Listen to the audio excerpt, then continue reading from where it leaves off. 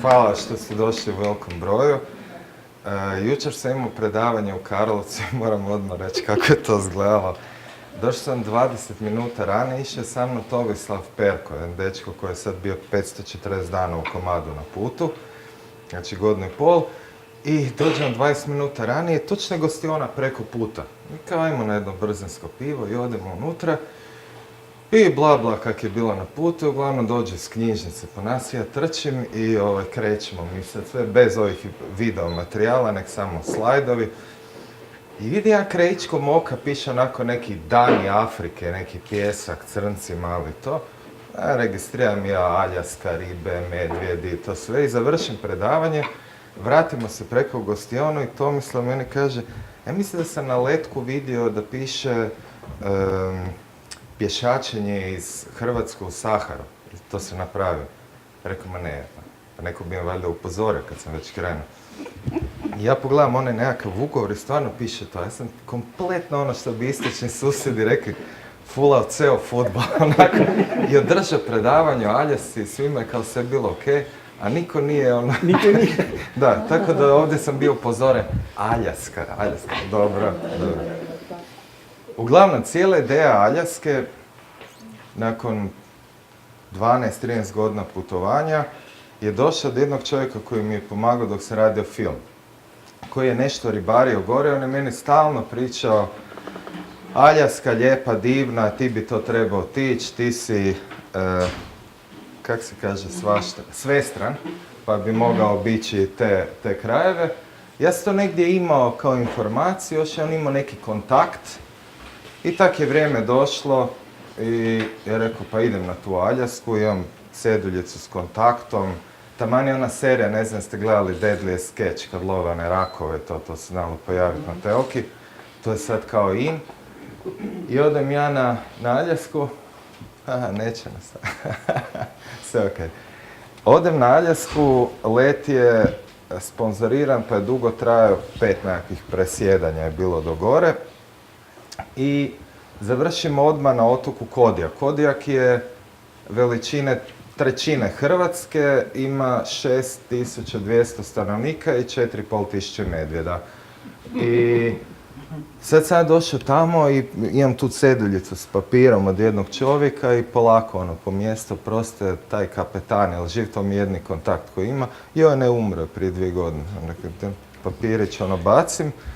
Sad ne znam nikog, još nemam onu green card da uopće smijem nešto raditi. I onda sam u početku malo proučavao prirodu. Kako mogu to klikati? Dalje. Ovo mi je Kodijak, na Kodijaku.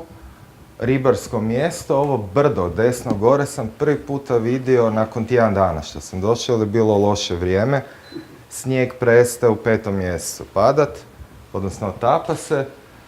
Sad to pogledam, motam se po ovim dokovima, sve nešto pitam ljude, svi su ekipirani. Može dalje.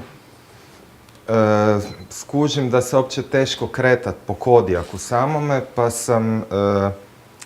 Ovo mi je preskupo bilo, oni svi koriste hidroplane.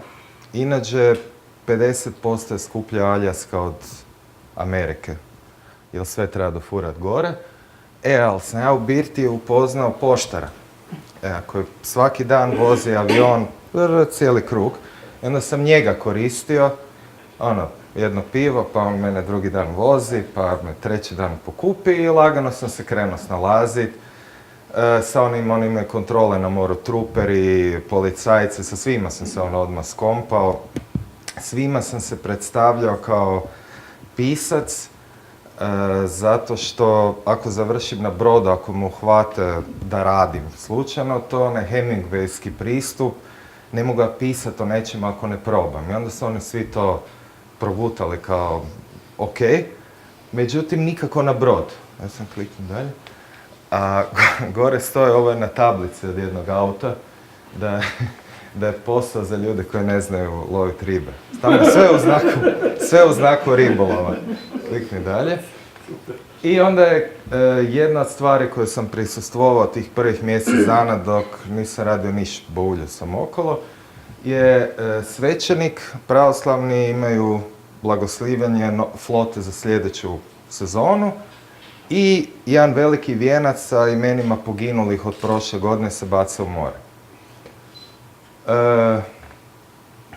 Godine kad sam bio na Aljasci, ih je samo 8 poginulo sa Kodijaka i to se smatra malo.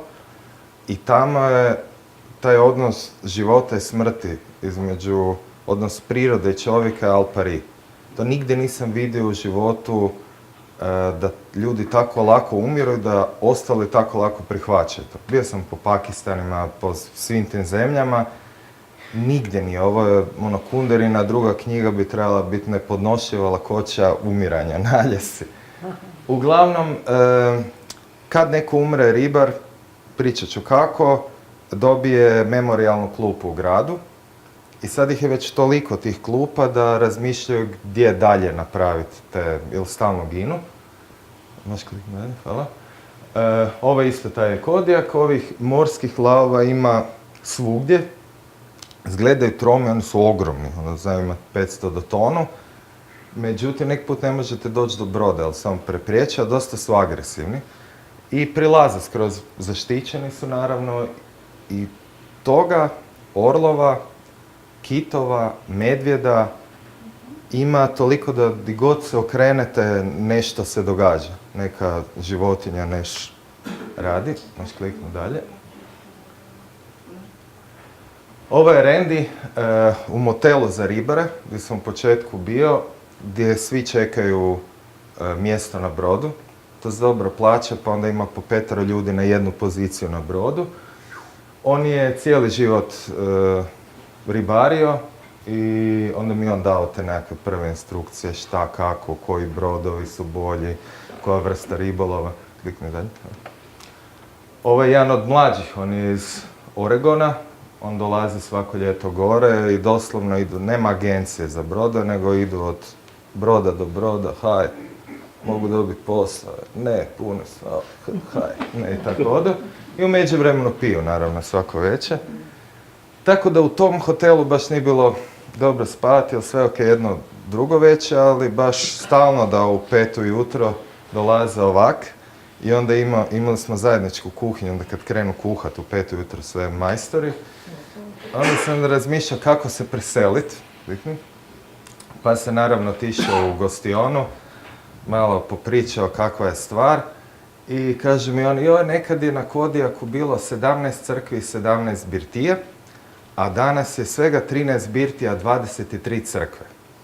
Ja, dobro, sad se ja šećem okolo oko tih crkvi i oni, shvatio sam da imaju one, nakon mise, mafine, mlijeko, čaj, sve ono posloženo. Onda sam si ja napravio te 23 crkve raspored. Ono, ko kad ima šta se događa. I uredno sam tako, molio sam se svim bogovima u 23 crkve i uredno jeo te mafine.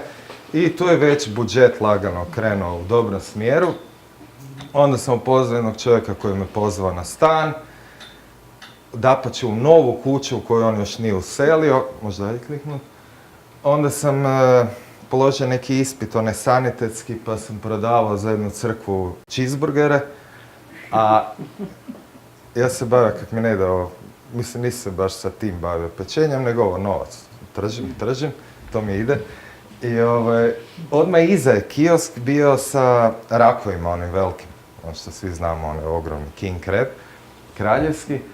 I $5 je bio cheeseburger, a $15 je porcija bila tih rakova. Onda sam samo napravio zamjenu, jer njima je već bilo dosta rakova, a ovo nisam više mogao uopće ni mirišati. Tako da se najeo rakova, tako da sam isprobao, sad sam već imao smještaj. Imao sam ovo uvijek delicije u određeno doba dana, imao sam posao polako. Uglavnom sam se polako već smjestio, možda dalje.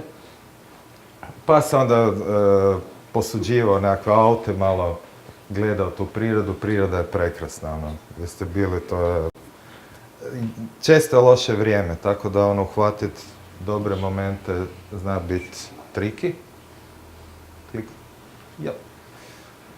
Ovo su dupini, ja nisam ne znao da postoje ovakva vrsta dupina, crno-bijeli, znam za one kitove velike orka. Ovi su nas pratili uz jedan brod s kojim smo išli, bilo ih jedno 5-6, igraju se uz brod i cijelo vrijeme su išli uz nas. To me fasciniralo, tog života, a kitova ima gdje god ono izađe, pa onda ima ono, vidite ono kad vodu izbaci van na hrpu, pa to ode visoko, to se vidi nadaleko. I sjećam se kad se vratio nakon ribolova, onda su na sajmu turizma tu u Zagrebu u Bočarskom, što će biti sad za koji dan, sutra mislim počinje, pa su pričali o tim divnim životinjama, vidjet ćete na ribolovu kako se tretiraju divlje životinje na Aljasi. Klikni dalje. Imao sam novu kuću, već je neki prijevoz i sve, ali se treba čovjek informirati. Tamo mobitel baš ne funkcionira, nego kao u životu na sjeveru sve ide prek radio stanice. Stvarno. Prek radija se sve dogovara. Imaju jedne novine Kodiak Daily Mirror. Ja shvatio da su susjedi otišli na Havaje, oni svi odlaze na Havaje na godišnji, a ima pretplatu za novine. Onda sam otišao u Kodiak Daily Mirror, rekao sam, čujte, ovi su mjesec dana na godišnje, ali mogu te novine meni dolaze doma. Onda se oni provjerili, rekao, nema problema. Onda sam dobivao novine ujutro, tako da sam već imao crkva blizu s kavom, novine, posao, sve to krenulo dobro. Međutim, nikako na brod i klikni dalje. I onda se dogodi trenutak kad su svi brodovi otišli na najveći izlov lososa koji je od Kodijaka 5 dana plovidbe. I ja sam htio pošto poto doći tamo da obradim taj najveći izlov lososa i sad sam već došao na to da žicam za prijevoz. Otišao sam na radio, stavio sam američki broj mobitela i rekao sam, ako neko ide u taj Bristol Bay, neka me pokupi. Zvonio vrlo brzo mobitel i javio se kapetan koji će obilježiti dalje cijelu moju Aljasku i rekao je, imaš 15 minuta. Vreća, sve, zaboravio sam gaće, kefice za zube, sve, ali ok, skoči ja na brod, North Point se zove, kapetan ima 69 godina, je producenti Discoveryjeve serije o ulovu rakova, toga nisu htjeli u show ili prelud za njihova shvaćanja. Ja mislim da je Johnny Depp skidao dijelove njega za Pirate s Kariba, a posada koju on odabire, klikni, to je posada. Ovaj tu, Robi, koji ima ovak 2 zuba i ovu kosu, prvi dan mi krenemo i sada vidim hrane ima na tim brodovima, ima hrane da se dućan malo otvore, niko ne kuha. Sad, ja znam kuhati, ja mariniram lososa, nešto složim, sve super. Sav sretan legnem u 9-10 navečer spavat i ovaj tu s tom kosom me probudi 10 do 2. Tvoj red. Kako je moj red? Šta? Gore za kormilo. I sad gledam onak. Mislim, skrivena kamera, penjem se ja gore. Da, penjem se ja gore. Gledam da nema ona neka skrivena kamera, neka okolo. I on mi objašnjava, tu ti je kapetan dao crtu po kojoj ploviš, nema ono kormilo, nego ima na gumbe, one stupnje se okreću. Kad te more izbaci iz toga, tu korigira na stupnje, tu ti je radar, laku noć. Stani, gdje je kapetan? Spava. Di su ostali? Spavaj. U 4 probudi tima. Tim je ovaj koji nam pokazuje stražnicu, svi su oni iznimno problematični, svi su bili u zatvoru.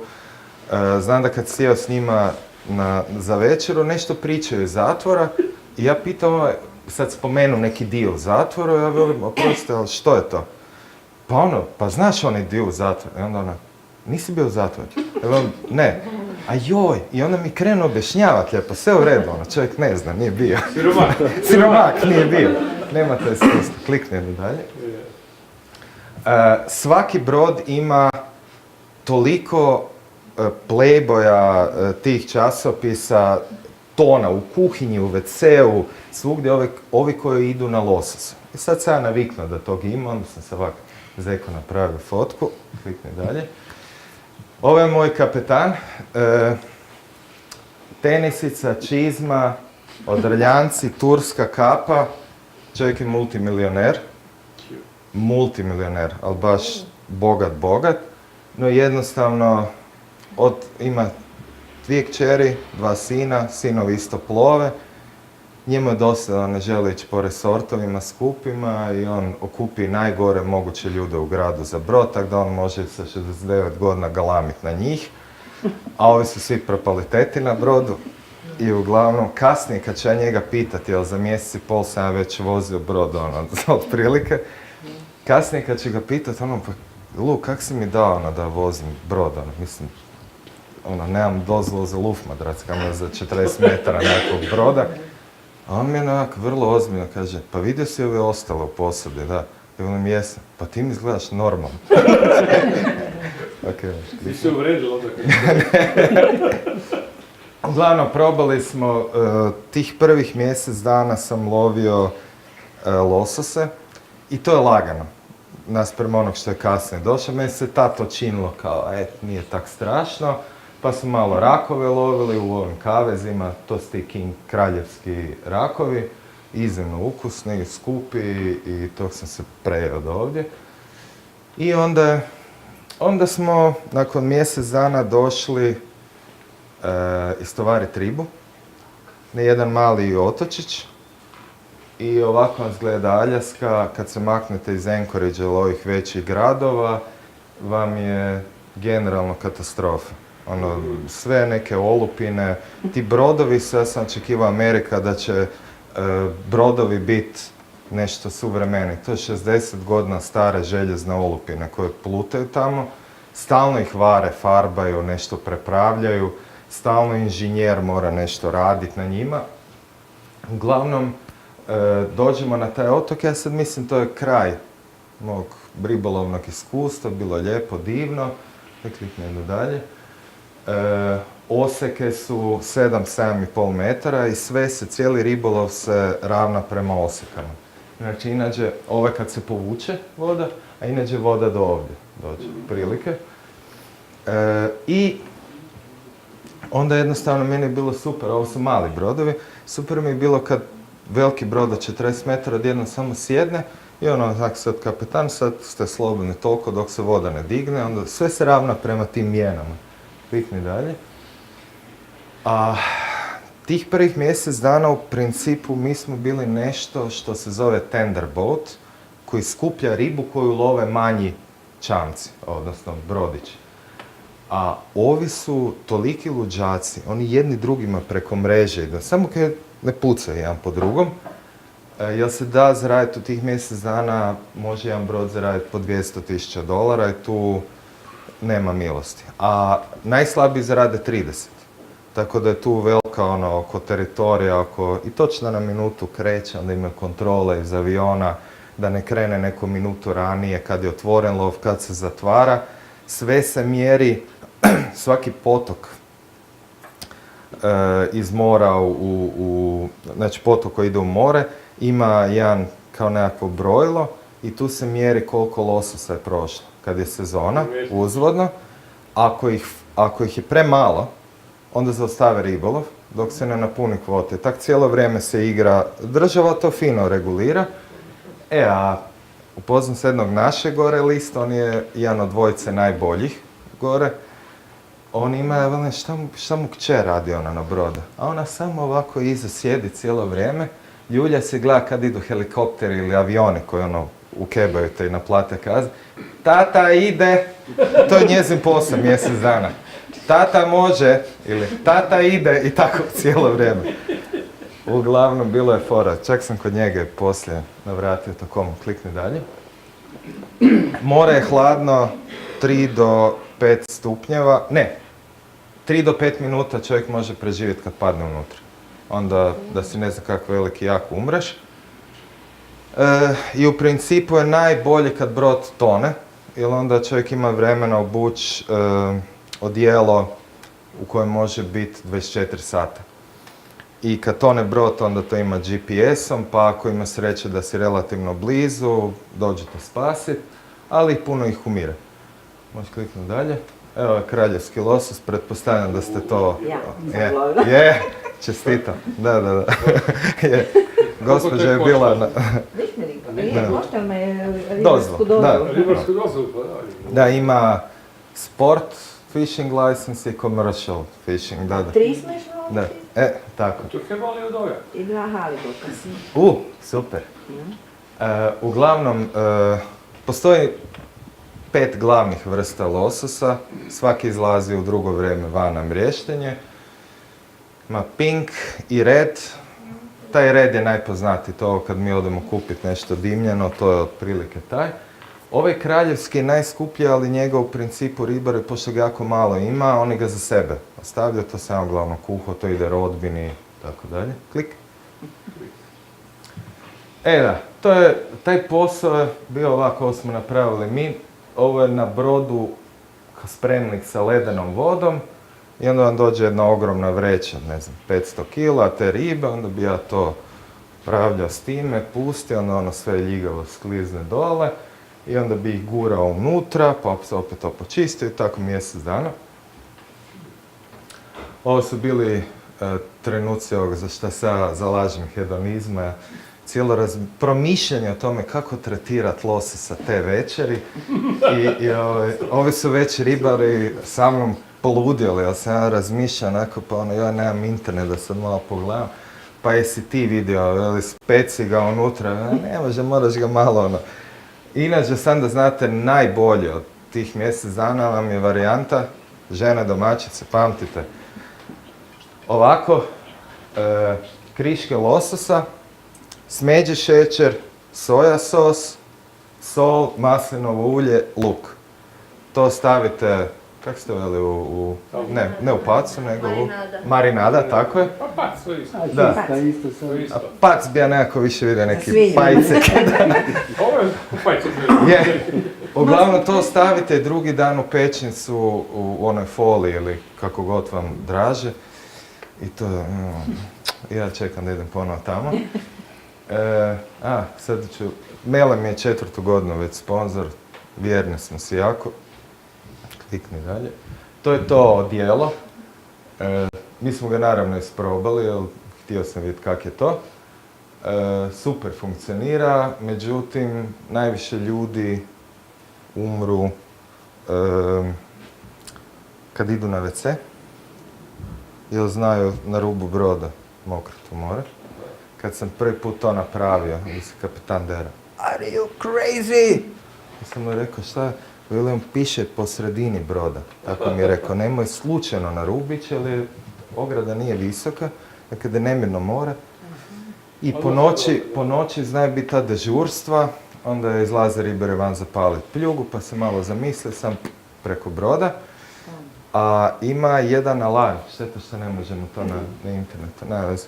Ima jedan alarm za kojeg se čovjek mora ustati iz stolice da bi ga resetirao svakih 11 minuta. Jer ako ga ne resetira, onda se upali, onda ljudi znaju da ili opalo u more ili nešto, tako da s time da je 11 minuta, to znači da onaj koji je opao je mrtav u principu. Klikni dalje. Završi taj ribolov, ja presretan, istovarimo mi ribu i onda se krene događat nešto što meni apsolutno nije bilo jasno cijelo vrijeme boravka na Aljasci. Prvo taj kapetan, multimilioner, koji ima brdo auto i na tom otoku ima auto i sad nađemo mi njegov auto, ali nema tablice.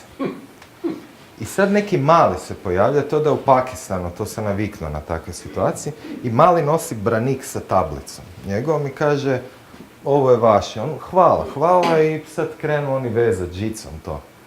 Ja velim, ko je tu lud? Kao prvo neki otočić negdje. Ja rekao, je to tvoj auto? Je. Kad si zadnji put bio tu? Prije godinu dana. Aha. A šta je sad s tablicom? A valjda je neko drugi vozi auto, jer ključ sam ostavio unutra, pa nije bilo tablice, sad je mali donese. Rekao, dobro da je donesem, ali baš super. Da, normalno. I mi se trebamo oprostiti, klikni dalje. Ovo sam ja kupio Marli lutku, odemo na piće, ja se zahvalim kapetanu Lu, međutim, postoji dan, dva raspreme opreme na brodu i to se isplovi I uglavnom, kaže on meni, ja dole, koliko ti treba da se spremiš? Ja sad, pozivajući se na ono prvo kad je on me, ja rekao 15 minuta, on je rekao točno toliko imaš. Ja sad mislim zezam, ono, šta sad gotove ribolove, ja sam u nekakvom Bristol Bayu, koji je već daleko od tog 5 dana od tog Kodijak otoka. I on veli, ne šalim se, spremi se. Ja se spremim, ponovo zabravim keficu za zube koju sam u međuvremenu nabavio i odjednom izađe van, dolazi drugi brod do ovoga i on kaže jump na ovaj bot i kao to ti novi posao, sad halibute loviš. I evo ma super, koliko to traje, jer u isto vrijeme dolazi moj najbolji friend Dušan Bučan, on je iz BNet reklama.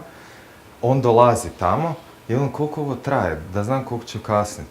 Sam ti ode, sve ok, ja ću se pobrinut za njega. I dođem, ovo je moja nova ekipa.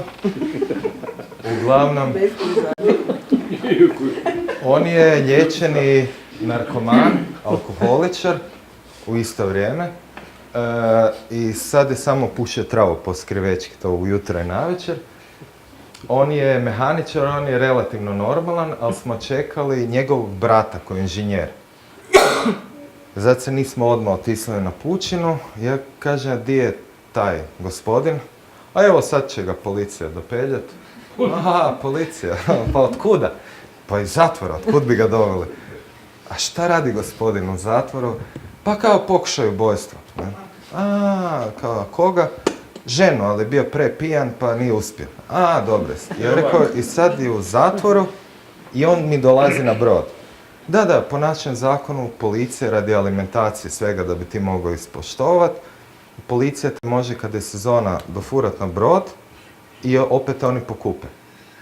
Rekao, ma divno, je odmah krenuo s klekove radi. Ko zna ko će mi doći. Uglavnom došao je tip koji je poprilično normalan. Možeš kliknuti dalje. I krenemo loviti halibute. Halibut je kao riba list. Vidjet ćete ju. Lovi se na parangale. Parangal 6 komana dnevno smo pustili u vodu, po 3 km je svaki. I 6 bi pokupili. Udice su ovakve ogromne, a ješka, odnosno mamac, za halibut je bio losos. Jer je losos pound bio $65 recimo, a halibut je bio 12 do 14. I halibut obožavaju Japanci, većina ide u Japan. I onda smo koristili to, dobro, koristili smo i haringu, a poslije kad je li išlo ono što oni kažu slow ili polako išao taj ribolov, onda smo morali, što je protuzakonito, reciklirati ribu koju bi ulovili, koja nije ona koju smo hvatili, pa mi bi ju trebali pustiti, ali smo ju reciklirali. I to je najodvratniji posao koji sam radio. Zamislite škarpinu, tamo su škarpine ovakve, red rock fish se zovu, imaju ovakve bodlje i ovak debelu koro. Ja sam na nož i onda fulaš pa se nabodaš, pa ne mreš ju ni nogom nabit. I kao, to oni zovu greenhorn na brodu, početnik, daju ti najgori posao, da te slome. Moj je posao bio, klikni dalje, na ovom stolu, to su ti halibuti, te ribe. Ovo je uvaženi gospodin Čak iz Minnesote, sa svojih 120 kila je vadio svakoj ribi koja je došla škrge. A ja sam onda čistio iznutrice, prao ribu i trpao ih u tank dole gdje je bilo 6 tona leda. Kad bi pobacao iz jednog seta ribe, onda dok je išao na drugi parangal, ja se spuštao unutra sa pijavkom, razbio led i trpao u ribu. Ali ne samo unutra, nego i sa strane, ali ona ne smije niš dotaknut. I to je trajalo 15 sati. 6 parangala unutra, van, sva ta riba. Sat vremena otprilike otpadne na večer, ostane 8 sati za spavanje. Od tih 8 sati sam imao sat i pol vožnje broda, jer brod nikad ne staje. I u početku nisam uopće mogao spavat od bolova u rukama, ovo se ovako se zgrči. Nakon ribolova nisam mogao posoliti 2 mjeseca hranu. Mjesec dana mi je Dušan cipala veza, nisam mogao. Sve otišlo. Ali sam krenuo tu rutinu drugi dan sam htio dati otkaz, ali već treći dan sam definitivno htio dati otkaz, ali nisam imao kud. Do Beringova moru. Plivat. Da, toliko smo daleko otišli da smo bili bliže Rusiji nego Aljas. A kakav je okus tog halibota, kako se zove? Evo. To nisam nikad jel, da sve to me zanima. Meni je draži losos, iskreno, ali halibut je bijela riba. Da. Čista, vjerojatno ima ono proteina i sve što treba. Klikni. Ostavi, vrati. Generalno, podjela posla, 5 ljudi i kapetan. Kapetan vozi, traži ribu, sonar svakak. Kad dođe do ribe, onda ovako, ovo je kolotur i tu jedan cijelo vrijeme radi, znači on vuče parangal. To je jako opasno, ali sve udice pod 800 kg ili 900, ako ima ribe, to je par tona, ide prema njemu. Ako šta pukne, to sve leti na sve strane. Ovo je narkoman, tu, Brandon, on postavlja ješku cijel dan. I on to tako brzo radi, vještaš mi reći, čovjek. Ja mislim da je spava. Inženjer, to je ovaj pokušaj ubojstva, ne uspio. On pomaže njemu i brine se da brod da ne stane negdje. A čak i ja smo na stolu i koljemo ribe. I sad, ja imam ovako, od malena, kako mi je tata ribič, on kad bi ulovio ribu, on imao posebnu drvenu palicu sa presvučenom gumom. Kad bi on trebao kresnut po glavi ribu, ja bi okrenuo glavu, niste to vole gledati. Ovdje, nakon 2 tjedna posla, kad na ovom stolu, halibut ima jako jake živce, kad me zvajete utrobu, ono još uvijek klepeće, stol je pun krvi, onda to šprica. Ja sam ih tukao pajserom, lopatom, laktom, jednostavno do ovdje u krvi, baš se osjeća ko Rambo, ono, tamo u krvi. Odvratno kako čovjek brzo može ono zamijeniti taj green pea za Za survival. za survival. S druge strane, još onaj kapetan, vidjeli ste kako imaju pištolje na brodu, to je 50 kalibar. Oni im koriste ove orka kitove, crno-bijeli, oni jedu halibute. I onda kad dođe, oni ih poskidaju sa parangala i sve potrgaju. I onda kapetan pukne u jednog, ne ubije ga naravno, ali ovo je sjeti, kalibar od 50, ode i onda odu svi, cijelo jato kitova ode. I sad možete zamisliti kad ja gledam svog kapetana, onog prvog, koji je sa pištoljem odlazi, a bila je magla, ništa se ne vidi, a on vidi na sonaru da ima kit i puca u maglu, ovako. I evo ove kapetane, pogodit ćete sirenu, onak, ljuti, jer naravno, izgubio je dosta ribe, kaže, sve su sirene drolje i nastavi pucat. I sad, nakon toga odem na sajam turizma i onda ono što sam rekao, onda mi kažu, jo, kako su to krasne, i ono, uz malo sreće ćete vidjeti jednog orka kita. Ja se sjetim zažmiren, sjetim svog divljaka kako puca, kako ja mlatim ribu. Ali vrati se to nazad, čim se vrati ovdje opet Greenpeace, zaštita životinja, ali gore je malo drugčije. Može dalje. Evo, to je halibut, sa donje strane je bijela. Ako je bijela je ženka, ako ima zelenkastog, onda je mužjak. To sam već polako ulazio u ono proučavanje, kad ih je toliko prošla. Ko naša raža ili kako? Kao romb, otprilike. Negdje kao romb. Tu nešto, tak nešto riba. Da. Ja nisam ni znao da postoje te ribe dok nisam gore otišao. Ni mi. Da. Klikni dalje. Ovo je jako opasno. Znači, u kanta, sve što primite ima 50 kg na brodu. To je univerzalna mjera. Ovo što je sidro, ono je malo i teže. Svaka kanta ima 50 kg i kad mjesec dana sve što radite premičete 50 kg po valovima, ono koji su, onda samo, naravno ja sam slikao kad je lijepo vrijeme, onda sam tražio, jedan dan sam imao za snimanje, dozvolu prije podne, i par fotke, ali u principu se cijelo vrijeme radilo. Kad cijeli dan dižete 50 kg, ali to je iz ovakvih položaja, ovakvih, nakon mjesec dana jednostavno vam se sve čini tak lagano. Ono, kad se vrati na kopno mi sve izgleda kao... Ko da lebdi. Da. Uglavnom ovdje idu, poslože se kante. Svako ima po 100 udica otprilike. I onda se vežu jedna za druga i parangal se pušta van. Na drugoj strani je sidro. Uglavnom, nakon nekog vremena 800 kila je pritisak prema dole koji vuče. Sad na ovome, kad na svakom tome ima udica ovakva, kad ona slučajno zapne za rup, izgleda, ona klik i stane tu udicu. Ima čovjek hoće da bi jak s prstima i ono mogu maknuti pa pustiti parangal. I onda kad ta težina, kad to pukne, to svi krenu bježati sa strane i ovako.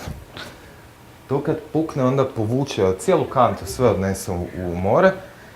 Uglavnom kaže mi da kad čovjeka zakači udica, da ga jednostavno ovako, ko da mi lutku neku uzme, ovako bacimo u more. I onda te 800 kila vuče dolje. Klikni dalje. I onda svi imamo ovak nož ovdje za pasom. I treba bi čovjek imati koncentraciju dok mu se taj šok dogodi i krene tonut u ledeno more, da si prereže to, jer ona udica ogromna kad u ribarsko djelo zapne ne možete iščupati. Neki su uspjeli, većina ih nije. To ili kada nosite kantu, pa stanete na krivo, ono uže, ko crtić, samo odete. Evo je čak. S njim sam volio raditi, jer čovjek je uistinu jako, on je iz Minnesota, ima 120 kila.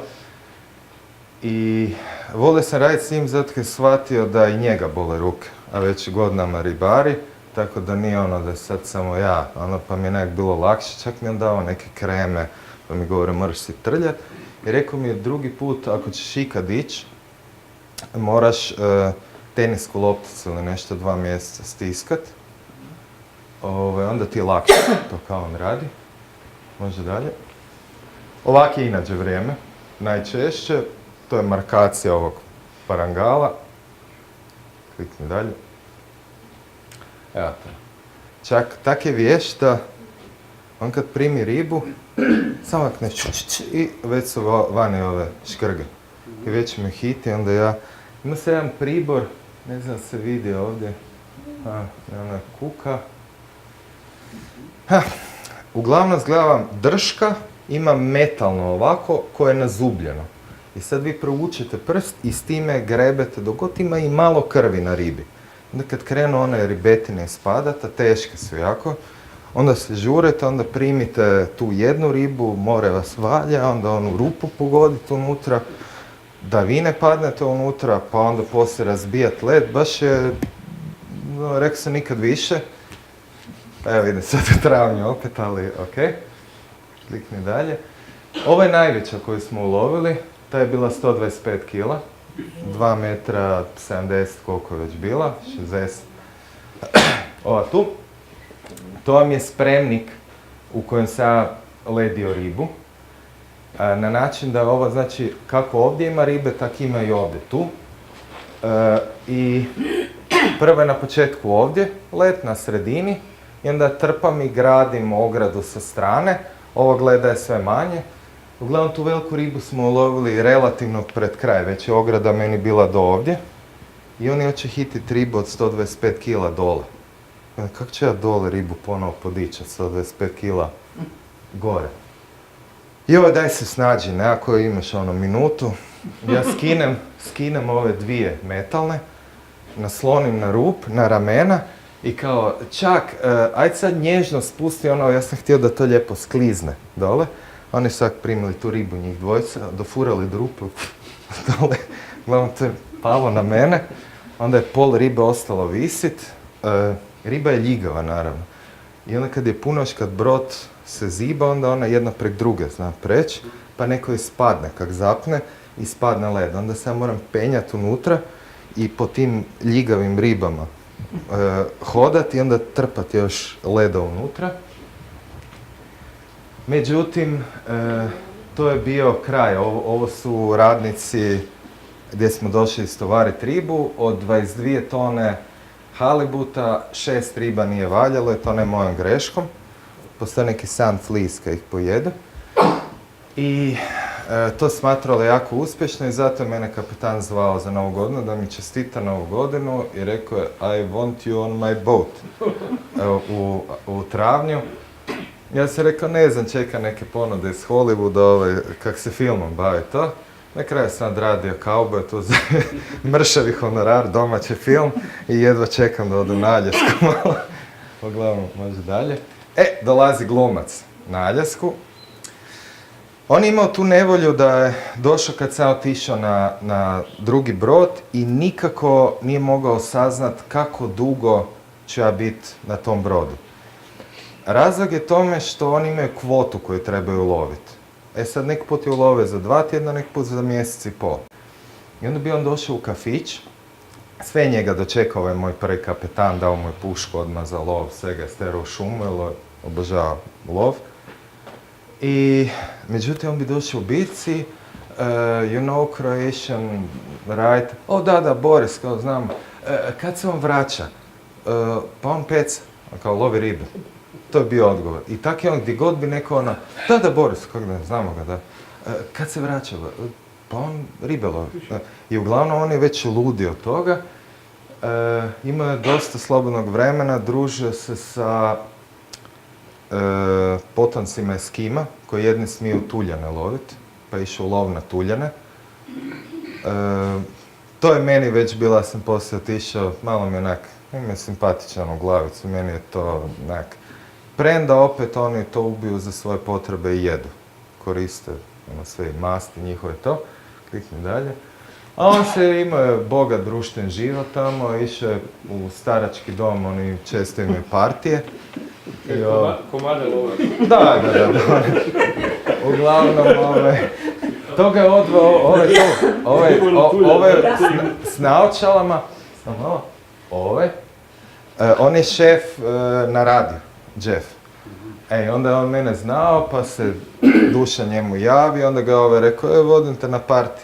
I veli Dušan je wow, dolazi na parti i tak. Vidite. Dobro, klikni dalje. Vratim se ja sa ribolova i Dušan meni kaže, ovako prvo ovo mi je bilo duplo deblje, ovak spigano, brada i Dušan gleda, jel to nije Boris, dajte mi Borisa, moj prijatelj, drugčije izgleda. Uglavnom, jedan kapetan mi je dao kuću na korištenje, nove, vidite da se već vrate prozor ima one oznake, na školjci sam dizao plastiku, a drugi mi je dao džip da se možemo voziti, tako da smo narednih 2-3 tjedna Dušan i ja čisti hedonizam. Ja sam imao nekih $10,000 nakon što je porez plaćen, što je malo inače, to je početničko, zato što sam bio na moru, ali ja odjednom onak na budžetu inače ovih puta sam sad odjednom imam $10,000 u gotovini, auto i kuća. Da, i ovo. A nikako komane. Da, klikni dalje. Ali ovaj kapetan, Lu, opet nastavlja se meni neshvatljiv dio. Naime, išli smo na njegovo jedno odlagalište nečega gdje on ima te ogromne strojeve. Sad, zašto smo mi ovo je sve željezno i užasno teško, zašto smo mi to stavljali na prikolicu i furali u drugo dvorište, par kilometara dalje? Nikad mi niko nije mogao objasniti. Međutim, ja sam, da klikni dalje, što god, zakon smo ovaj auto, dizle, nismo niš popravljali, isto mi nije bilo jasno. A još manje, kad se pojavio čovjek, on je, varioc. I uglavnom, ja sjećam sa Dušanom, nađemo u travi kod Luove kuće, nađemo neku rešetku, onako željeznu. Ja se to podignem da se neko ne spopikne i hitim tam negdje u stranu. A Sparky, kak se zove varioc, pogleda to na podu, primi, pogledaj i dođe moj kapitan do njega, to bi mogli odmah negdje zavare to.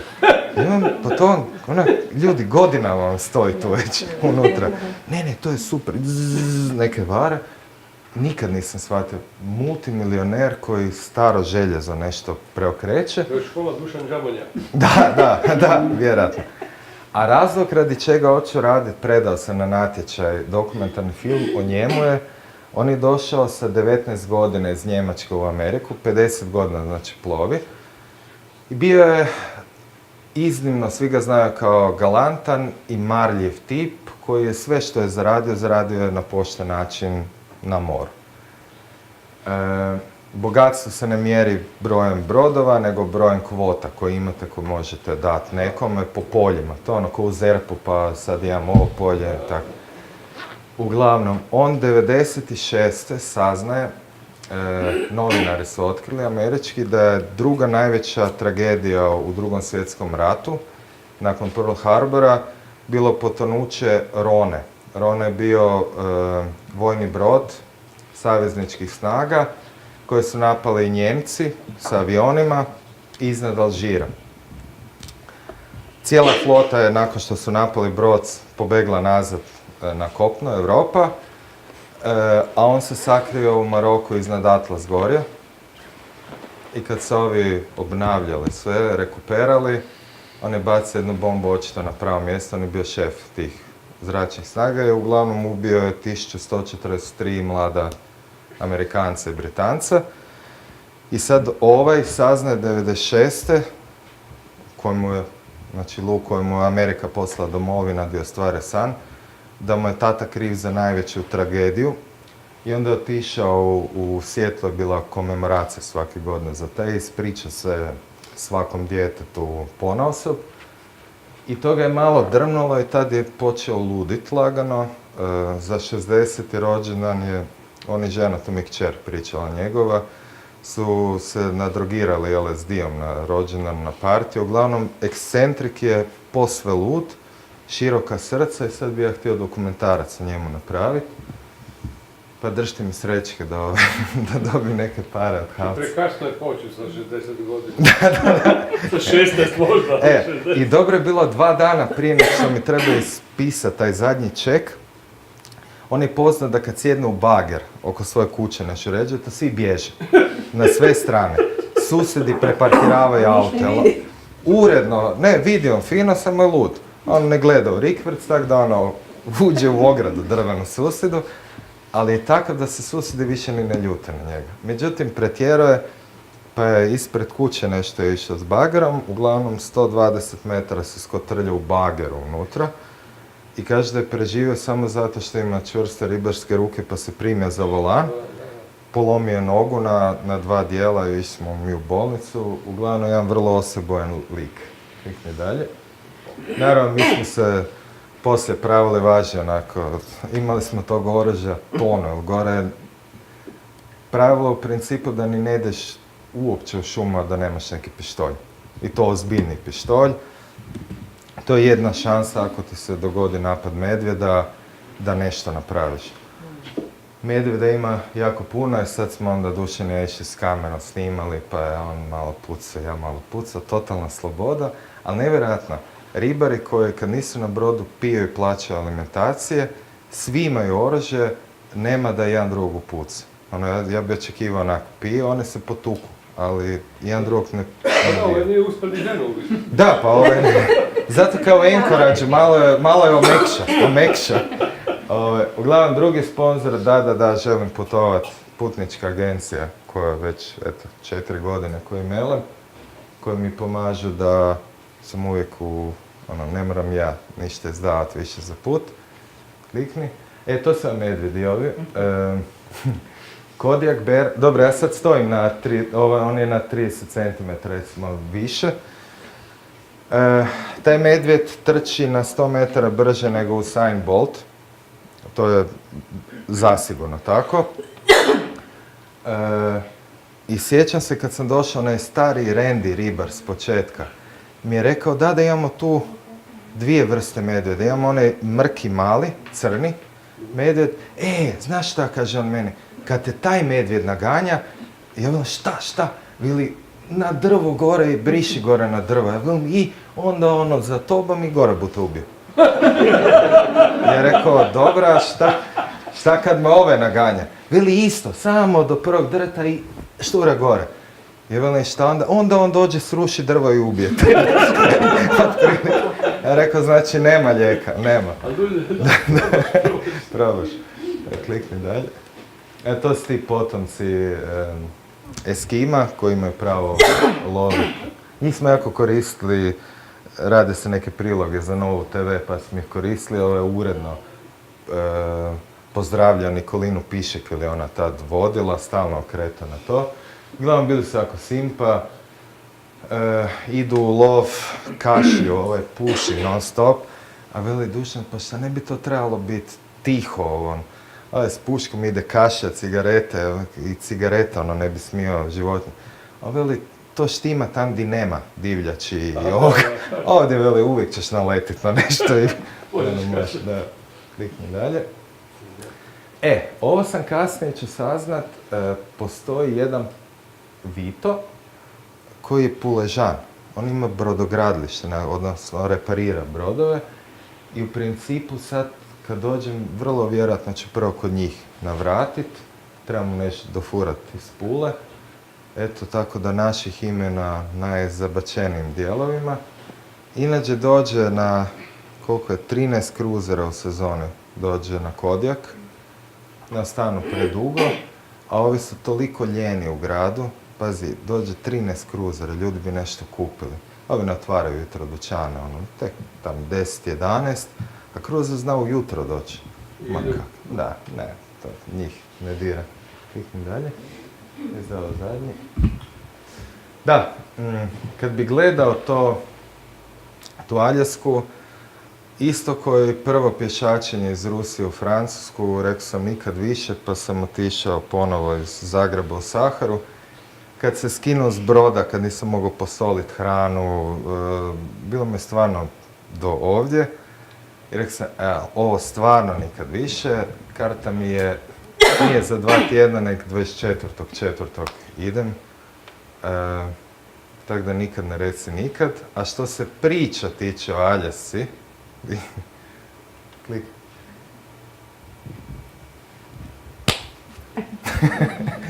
Uglavnom, to vam je u kafiću, meni omiljenom mjestu, Tony's Place na Kodjaku.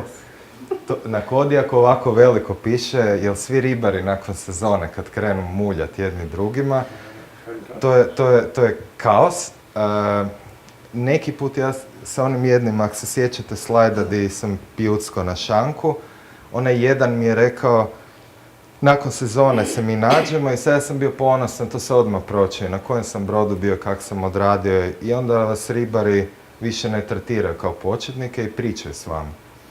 Kraj mene je bio neki koji je tek htio, Amerikanac, doći na brod, postavljamo im pitanje, ovaj ga uopće ko da ga nema, nije ga tretirao, a razgovor stvarno ide ovako. On sjedi, veli 8 ili 10, 12 kad je bilo koso, 3B, 4A. Uglavnom to sad broj kutija, ovisno o terenu, koliko smo parangala stavili, koje područje smo pokrivali. Sad, nakon 2 mjeseca sam znao taj jezik, ali ovi drugi ne znaju to, onda oni su kao sa 3B, 4A, da. I uglavnom da pitam kako jedan meni drag lik s kojim sam pijucko pio prvi put, nisi čuo. Ne, na Lutiku je potonuo, ono kao, šta samo on, ne, njih 5, ali 2 su preživali. Za Jeffa, otprilike, ono. I niko se ne sekira i na kraju dolazi još konobarica, nego ti si spomenuo da se baviš i filmom, jel da? Rekao da. Bio je Johnny Depp ovdje, prošli tjedan, šteta što nisi ono navrate. Sad ja onak, Rekao, ima kao neka slika, ono, kao na zidu ili nešto, ono. Ko, ne, ovi su gledali, ne, niko nema. Rekao, da, bilo je Johnny Depp. I nakon 1-2-3 dana dolazi do mene jedna druga konobarica. Ja sam zaboravila, ja s mobitelom sliknuo. I pokaže mi stvarno Johnny Depp, još ono filmić. Ja pitam ono kao, koja je varijanta? Pa bio on tu i ono već prije 2 godine, on ti voli doći tu, ima neki svoj jedrenjak. Vrlo vjerojatno, baš zato što ga niko ne fotografira, ljudi su stvarno kao ovi pirati s Kariba. Ono, tak se ponašaju. Uglavnom, evo, ja vam se zahvaljujem na pažnji. Nadam se da nije bilo predugo, prekratko, predosadno. Ako imate bilo koje pitanje, pucajte. I pazite da se ne poskliznete vani. Da, dobro. Neće. Ste jeli koji tamo nekakve fileke ili nekako Oni je, Samo ribu, da? ne, na ovom drugom brodu se jako brzo treba nešto napraviti, pa onda su znali, to nisam volio, ok, odrezak od mesa ok bio, ali onda oni imaju iz onih, sve imaju u vrećici, i pire i grašak, to sve da, ista da, vrećica. to. Mene izgleda samo boje drugčije, sličan okus i onda to onak, to mi baš nije bilo najdraže. Ali ja se trudio uglavnom losos jest, lososa i rekli su da će mi dosaditi, ali nije. Vjerujte, nije. Ne. Hvala. Pa mislim u knjižnici. Ja nemam, napisao sam 3 knjige. Ja nemam već godinu i nešto, ni jednu svoju knjigu. Nemam je ni doma. I sad, u principu bi ja trebao ići, tako su mi rekli u algoritmu koji su izdali, ti kao autor imaš 40% popusta i sad odi kupi ti svoje knjige pa ih onda prodaj pa si još možeš zaraditi. Ja sam rekao, znate kaj, ja knjige pišem, ali ih neću prodavati. Uglavnom imam 3 knjige, jedna o pješačenju iz Rusije u Francusku, zove se Meni je svaki dan nedjelja, druga je o 2 putovanja od Zagreba do Kine i nazad jednom džipom prije 11.9. i 7 godina kasnije na skuteru. To je, zove se Odavde do Tralala. I treća je Doma je lijepo, ali svugdje je najljepše, kako se zove Facebook stranica, to je o pješačenju iz Zagreba u Saharu. Pa ako vas zanima, ne znam, imate u knjižnici? Ima, ima. Tu gore pa bacite. Ukradite koji primjer. Da, eto i hvala vam puno.